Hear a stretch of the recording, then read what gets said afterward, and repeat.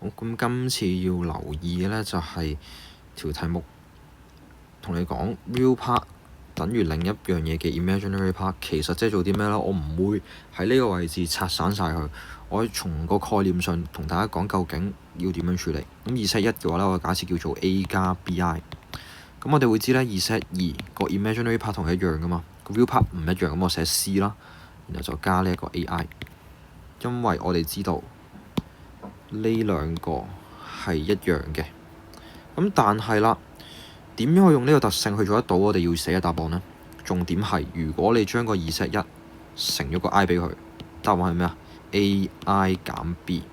呢個時候你再將呢一樣嘢減佢，結果你覺得會出到啲乜嘢啊？結果呢，佢就會出得到呢一個再減佢啊嘛，冇咗啲 AI 啦，得返負 B 減 C， 咁就零個 I 嘅，你要留意。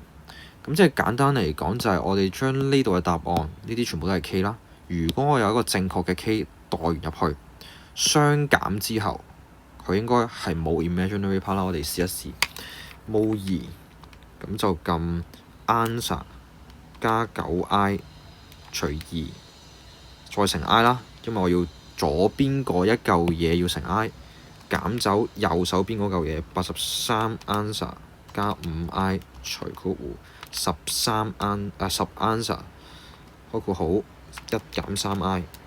好啦，而家逐個代個2落去，有冇 imaginary part 呢？有。代個3落去，有冇呢？都有。代個5落去，有冇呢？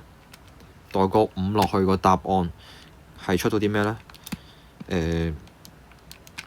就會出到呢個負53 over 10，然後個 imaginary part 係0，咁即係呢個 K 就係5啦，因為我代完個5入去，佢個 imaginary part 就係0。